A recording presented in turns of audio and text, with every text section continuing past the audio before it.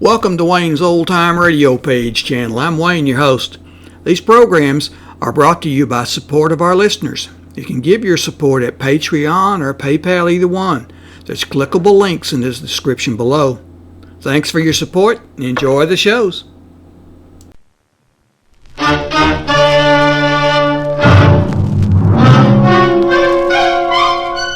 Box 13, with the star of Paramount Pictures, Alan Ladd, as Dan Holliday.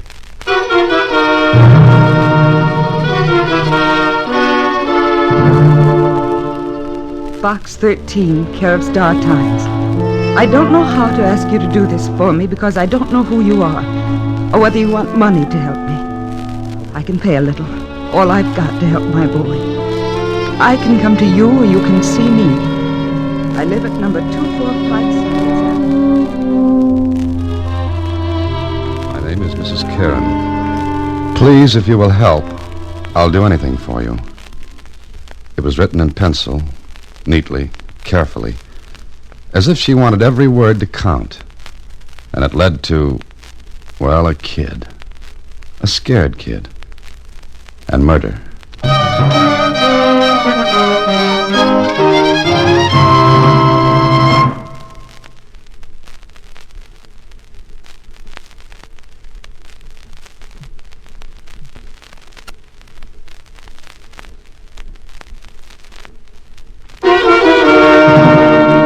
And now, back to Box 13 and Dan Holliday's newest adventure, Delinquent's Dilemma.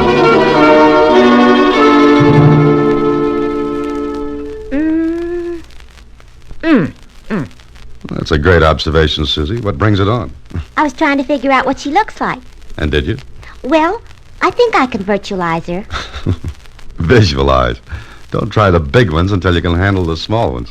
What do you mean, Mr. Holliday? Well, you work on it a while, until I get back from Mrs. Karren. Number 245 Sanders Avenue is right in the middle of a soot-blackened neighborhood on what is known as the other side of the tracks.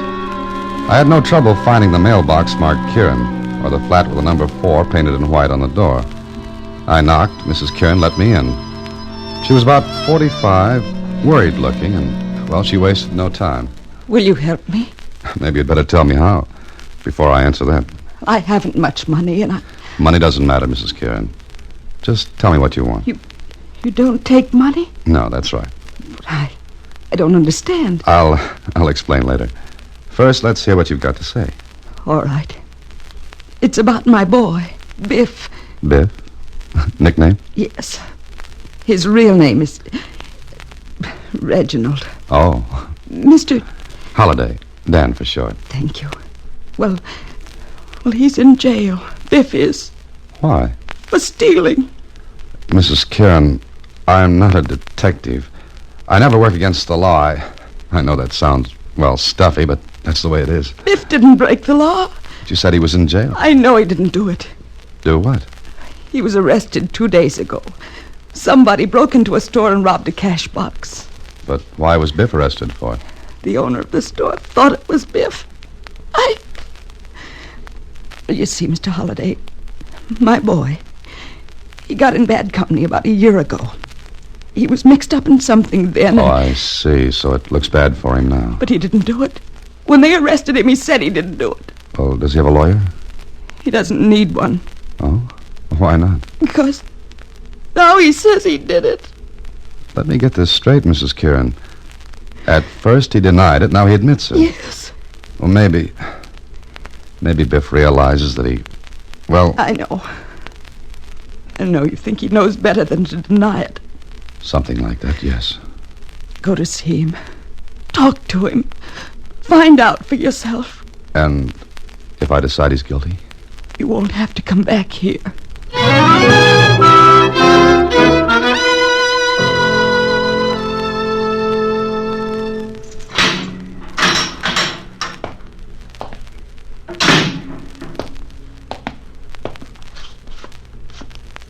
Hello, Biff. Yeah? Who are you? I'm a friend of your mother's. Ma? She's all right, ain't she? She's okay? Sure. I just came from her. Oh. Who are you? Your mother asked me to help. My name's Holliday. Dan Holiday. Never heard of you. I guess not. Sit down, Biff. You a mouthpiece? Lawyer's the word you're looking for. I don't want none. Well, I'm not. Now listen, let me alone, will you? Oh, now, take it easy, Biff. Yeah, what's your racket, mister? If it makes any difference, I'm a writer. Writer? Books and stuff? Uh-huh. I don't get it. What do you want with me? Story of my life or something? Maybe I'd like to write something good about it. Blow out of here, will you? Biff, I told you I just came from your mother. She asked me to help you. Yeah, I guess she would.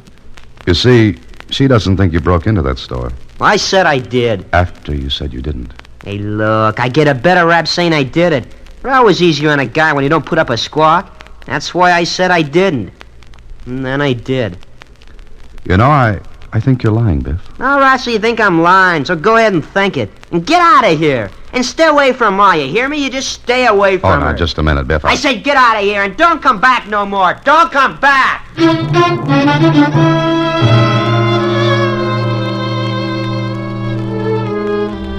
Well, I didn't know what to think. Biff was lying or he wasn't lying. That's a great thought. A big help. Then I called Kling and got him to find out a few more things for me, which I mightn't have been able to get without him. Yeah, I got what you want, Dan. Biff Karren. Yeah, that's the kid. Year ago, picked up for stealing tires. First offense, probation. Got in a couple more scrapes. Nothing serious until this. And if this is proved on him? Proved? He admitted it. Nothing to prove, Dan. He denied it at first. Sure. His alibi was that he'd been to a movie. Well, couldn't he prove it? No. Did he stick to it? Yeah. But all of a sudden, he admits breaking into that store. That's it. You're, interested, huh? Yeah, I am. Aye. His mother asked me to help. Oh. Now look, Dan. The kid's got into trouble. Sure, his mother won't believe. Most mothers won't, but... But this looks fishy. Why? Because if Biff admits this, he goes to prison. That's the general idea. But if he thought he had a chance to stay out, don't you think he'd try to fight? Maybe he's looking for a light rap. I don't believe that. You got any ideas? No, And I can't help. My department's homicide. Yeah, I know. Well, thanks for the information. Don't mention it. I'll see you later.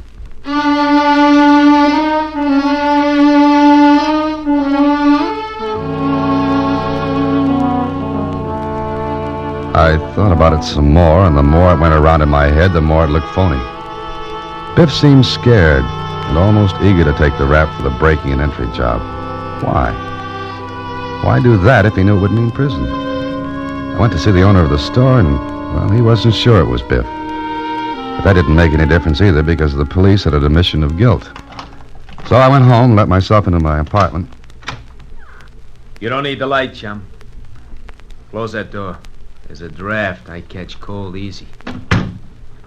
If we're going to get better acquainted, we should see each other, don't you think? I don't want to make any more friends. Well, you haven't. Okay. Sit down. Thanks. Now, look. Cigarette? Don't light no match. Ashamed of your face? It'll get by. Just make sure that yours does. Oh. Am I supposed to figure that one out? You already did. Yeah, I guess I did. Uh-huh. Now, look, I want you... How'd you get in here? Ain't you ever gonna let me talk? I'm just curious, that's all. Okay, I got a pass key, a skeleton key. Mm-hmm. You're satisfied? Oh, sure. You mind if I talk now? I'd be charmed. What do we talk about? You? That's a very interesting subject. I was born of poor but wealthy parents in a small, large town. Look, I'll come back in a couple of days and we'll kill each other. Oh, fine. I'll have a cake baked. What do you want? Nothing. I'm a very easy guy to please. It's a virtue, and I take it you don't have many of those. Oh, you're awful impolite, Holiday. Oh, you know me. Uh-huh. Lay off the Karren kid. So, that's the purpose of this charming visit. The other two guesses you don't need. I suppose not. Okay. Just remember, lay off the Karren kid. And if I don't want to? Answer me a question, will you? Gladly. Is a guy's books worth more when he's dead than when he's alive? Certainly. Production stops, limited supply greater than the demand. Okay. Just don't make your heirs rich people. And you could do that, Holiday. Real easy. Mm-hmm. It's something to think about, isn't it? Yeah. I'll stay right where you are. I'm going. Oh, must you? It's been so romantic, conversation with a mysterious stranger in the dark. I could have brought flowers, but you'll remember that a lot longer.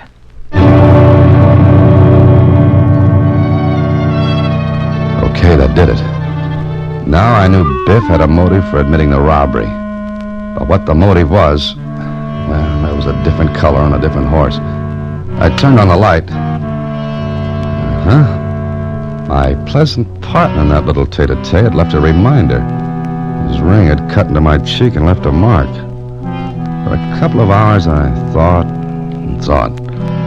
Finally, I figured out an angle. But I had to see Biff again to tie it up. So the next morning, I went back to see the kid. But just as I was rounding the corner of the corridor... Okay, kid, now just keep a stiff upper lip, you see? Biff had company. The voice of that turtle was the same as the guy who'd played tag with me the night before. And he had a ring on his finger. A big ring. I ducked back out of sight, let him pass by.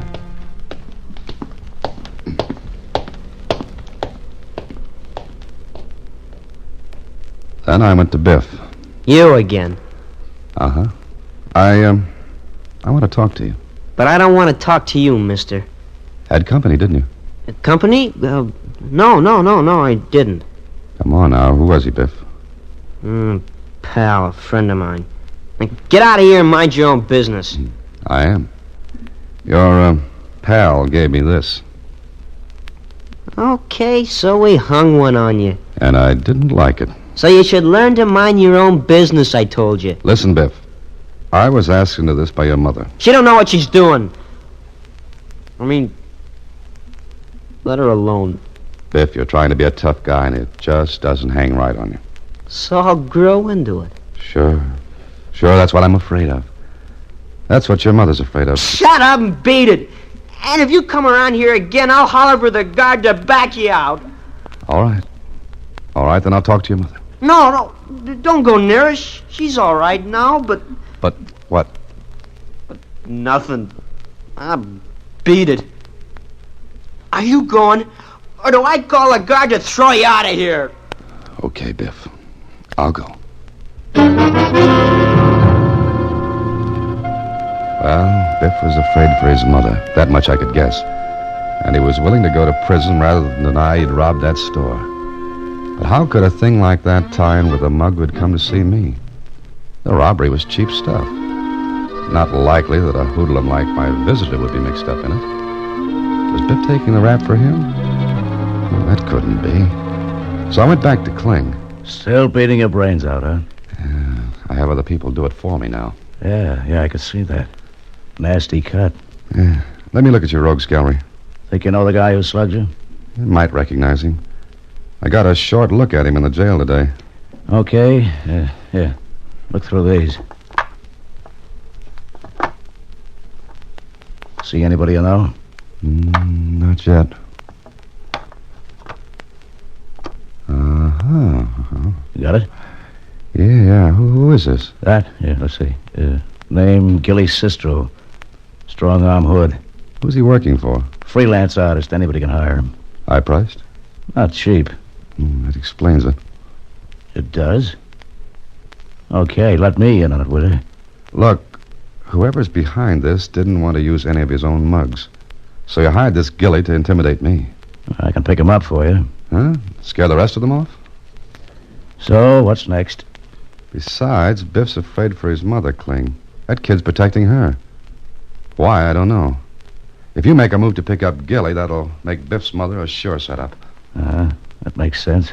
Listen, do me a favor, will you? What? Just have one of your boys tail Gilly. And when he lights someplace, let me know. Wait a minute. Now, you could get hurt. I was. What are you going to do? Stick my nose in where it belongs. I don't like Gilly.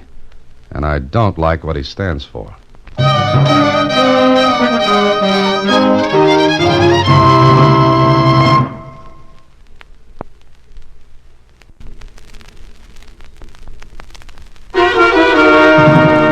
And now back to Delinquent's Dilemma, another Box 13 adventure with Alan Ladd as Dan Holliday.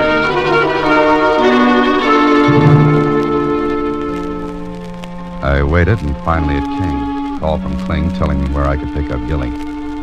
I did and followed him. Maybe I was being followed too, but I had to take that chance. After all, there was nothing we could pin on Gilly, just entry and assault. But that wouldn't get to the thing that was putting Biff in a vice. Anyway, I followed Gilly, watched him go into an office building, found where he got off the elevator, waited until he left, and then... Yes? I'd like to see Mr. Mr. who? Mr. in the inner office. What's your name? Cecil Holling. Holling? Yes. Just a moment.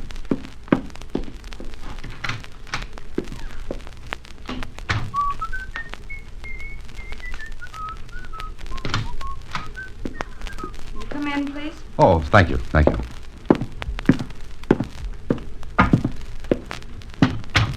Your name's Holling? Yes, sir. Yes, sir, it is. All right, what can I do for you? Need any brushes?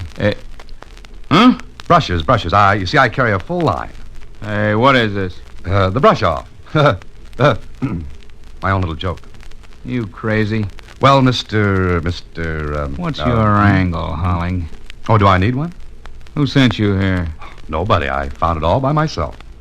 Just stay right there. Eddie? Mac? Watch this character. Hello, Eddie. Hello, Mac. Now, talk, Mr. Holling. Okay, this is a gag. Is it? Yeah, I guess I'm in the wrong office. I was supposed to pull a rib on somebody, and I guess I got in the wrong office. Well, sorry to bother you. Just a minute. Yeah? Who sent you here? Nobody. I told you, this is a gag. I guess it backfired. You must have tried the gag too often. Somebody pasted you. No. Beat it. Well, thanks a lot. Whew. I wondered if I talked myself out of that one. I didn't, because when I got downstairs to my car, I noticed a man following me. But I'd found out something. Gilly was working for the character in that office. And who was he? It took me 2 hours to shake the shadow, then I got back to Kling and told him. You crazy fool. You dope. But I found it, didn't I? Sure, you found it. Listen, they still don't know who I was. How do you know that? He wouldn't have let me out of that office, Kling. You sure you ditched that shadow? Yeah, I'm sure. But if Gilly gets back, he'll find out, and he knows you. Before that happens, what's the lineup? The man you saw is Pete Voslin. Racketeer, gangster. Has he got a record? None that we could pin on him. He's smart, Dan. Little guys take the rap for him. He pays off when they get out. And what's his angle in all this? How's he tied up with Biff Karren? That kid certainly isn't a member of his gang. No, at least I don't think so. There's got to be an angle. Wait a minute. Huh? What have you got? Listen, it was a big fur warehouse robbery. Yeah. It looked like one of Voslin's jobs. But there's nothing to tie him in. And there was a watchman killed. When was that robbery and murder? The night of the 16th. What time? About 11:30. The 16th. That's the night of the store robbery. The one Biff's admitting to. Yeah, sure. Suppose the kid was passing on his way home from that movie. And saw the whole thing. But he's afraid to talk. Because they threatened his mother if he does. The dirty heels. Listen, I'll send out a...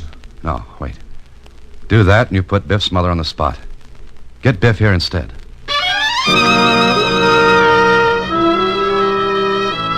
I didn't dare go to Biff because, I might be followed. If Kling sent for him and in Kling's office. I don't know nothing. Let me go back. Now, Biff, your testimony is the only thing that'll give us a break. I robbed that store that night. Now let me go back. Biff, listen to me. I ain't gonna listen to nobody. What are you trying to do? I told you I robbed the place. What if we'd tell you the police have arrested the real robber? That won't work. I know you haven't because I would have been let out. Biff, we'll protect your mother. And you. There ain't nothing to protect. Kling, come here, will you?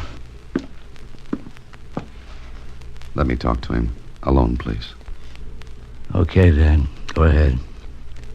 I hope the day comes soon when kids will realize that the police aren't their enemies, but their friends.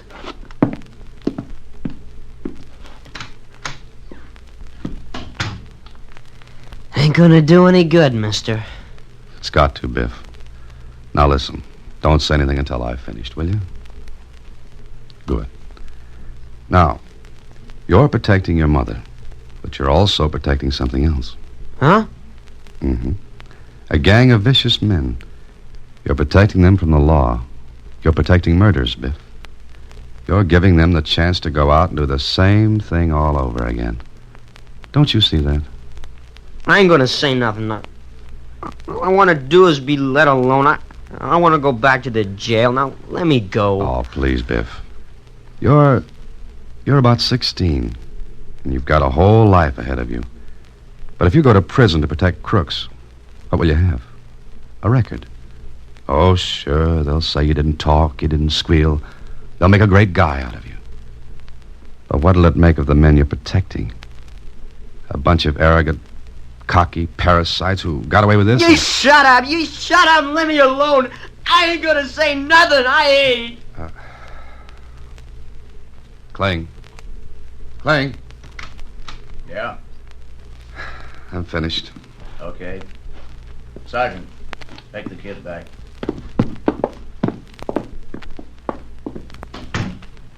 Well? No. Oh, he's our only chance to put Voslin and his gang where they can grow a nice coat of mold. Yeah, I know. But he's too scared. He won't talk, Cling. He wouldn't talk if it killed him to keep quiet. We've got the whole thing in our laps. We've got Voslin on a murder rap if that kid talks. I know. What's the matter? Listen, I hate to say this, but we've got to double-cross Biff. What have you got in mind, Dan? Now, listen. Don't let anybody in to see him. Keep all the visitors away. Why? Because he's going to talk. Are you crazy? Listen, I've got friends at the Star-Times. They're going to break a story that'll smoke Voslin out in the open where you can smash him. You mean print a story about the kid talking? Yeah, that's it. But his mother... We won't break the story until I'm there, with her. Listen, you're crazy, fool. Those guys don't kid. Once they say they're going to do a thing, they'll do it. You let that story hit the street and they'll go through with it if it takes 10 years. I know. But we know Biff won't talk, so keep visitors away from him.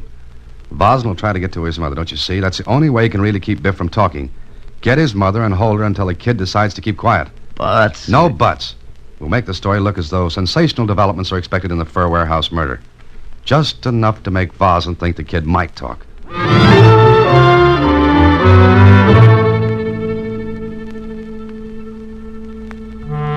I went to the Star-Times and fixed up the story by promising the editor that the whole thing would be his front-page scoop, and on the level. I waited until the proofs were run. The story was just what we wanted. Only a hint that developments were expected. Then I drove to the neighborhood where Biff and his mother lived. There were no police around. It had to look legitimate. Then I went up to Mrs. Karren. My boy. Poor Biff. You'll be all right. The story's on the street now, Mrs. Karren. And we should be getting company. Oh, I'm scared. Not for me, but for Biff. He'll be all right. But they can't get to him, and when this is all over, they won't be able to. Well, what if something happens? It won't. Now, turn out the light quick. Get into bed. Pretend to be asleep. I can't. Shh, be quiet.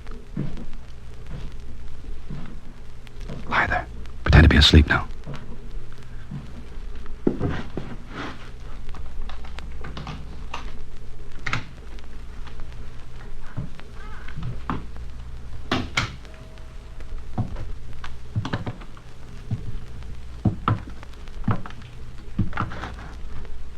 You, wake up. Come on, wake up. What do you want? Never mind. Get up, get dressed. Come on. Who are you? I said never mind, get dressed. My clothes are in the other room. Get them. Turn on the light. You don't need light. Go ahead, get your clothes. Yes. And don't close the door between the rooms. And stay in the light from outside and step on it. Still standing in the draft, Gilly? Oh. Nice meeting you again in the dark. Try it again, Gilly. Oh, no.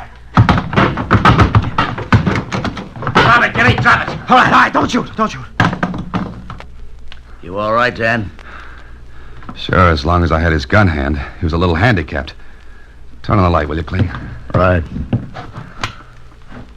Hey, Sergeant. Let the kid come in. Biff! Oh, Biff, baby. Mom, are you all right? Are you? Yes, baby, I'm all right. Oh, Mom, please don't call me baby. Please. I was so worried about Oh, Mom, it's so good to see you. Kling. I know you don't do Kling. What? Yeah, what's up? Are you all right? Me? Sure. Sure, but why? You're smiling.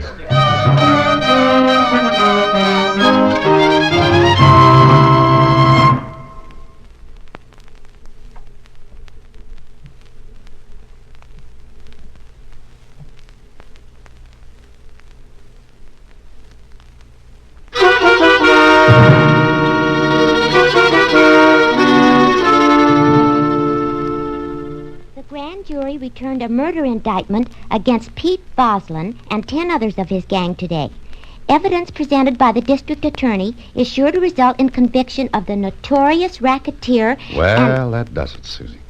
Gee, how did it feel to be alone in the dark with that awful man, Mr. Holliday? I didn't have time to think about it, Susie. How would you have felt? Well, Was he cute, Mr. Holliday? Oh. Good night, Susie. Next week, same time, through the courtesy of Paramount Pictures, Alan Ladd stars as Dan Holliday in Box 13. Box 13 is directed by Richard Sandville, with an original story by Russell Hughes, and original music composed and conducted by Rudy Schrager. The part of Susie is played by Sylvia Picker, and that of Lieutenant Kling by Edmund MacDonald.